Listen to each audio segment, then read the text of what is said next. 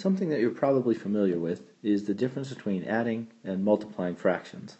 But I want to make sure that the difference is clear, and I want to try to provide some sort of a level of understanding that might be helpful for you as you go forward. Let's look at an example.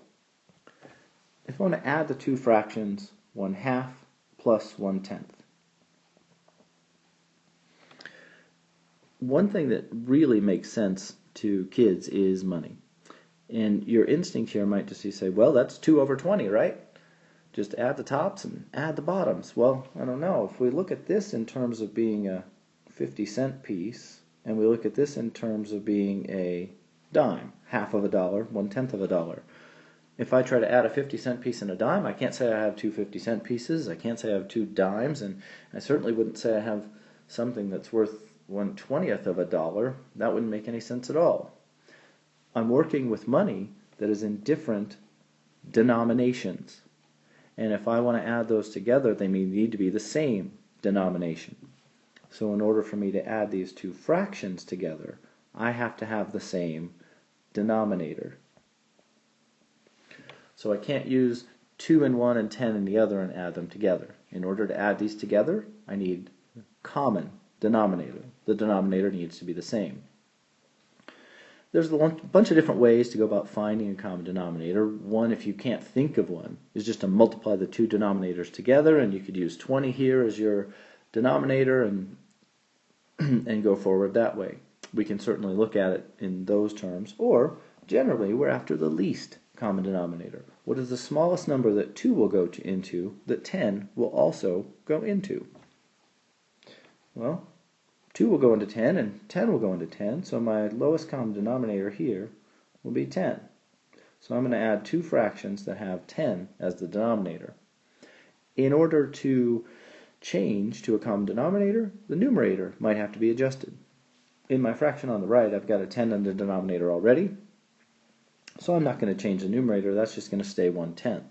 But on my fraction over here on the left, I've multiplied the denominator by 5. So in order to make this fraction equivalent to the original, I need to multiply the numerator by 5. And 1 times 5 is 5. What we said here is that 5/10 is equivalent to 1/2. It's true, it makes sense. The process is, whatever I have to do to the denominator, I have to do the exact same thing to the numerator. If I multiply the denominator by 5, I need to multiply the numerator by 5, and that's how I create an equivalent fraction. Now I've got 5/10 plus 1/10.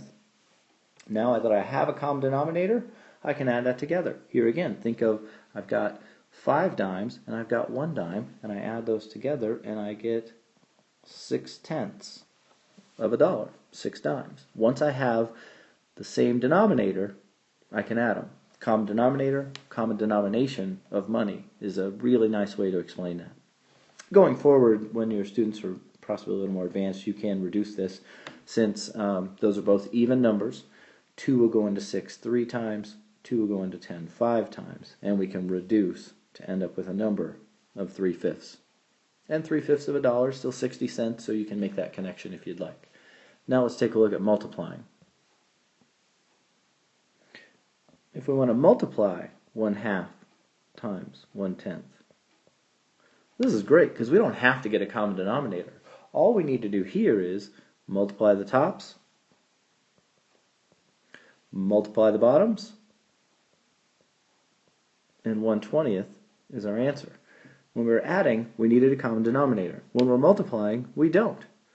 You might be thinking, well, why don't we? Reasonable question. It's very typical for us to look at multiplication with the word of.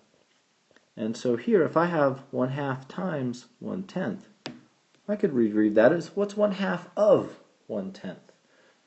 Well, half of 1/10. So back to our money example. If I have 1/10 of a dollar, that's a dime. And if I want half of that, well, what's half of a dime? Half of a dime would be a nickel. And let's see, how many nickels does it take to make a dollar? It takes 20 of them. So 5 cents is 1/20th of a dollar. So 1/2 of 1/10 of a dollar is that nickel, and 1/2 of 1/10 is 1/20. Like a lot of things we've looked at, this isn't really a hard Scrabble proof, but it's a way to make sense of it for your students, and I hope that can be helpful.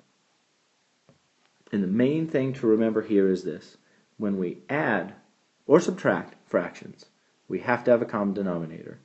If we are multiplying fractions, we don't need one.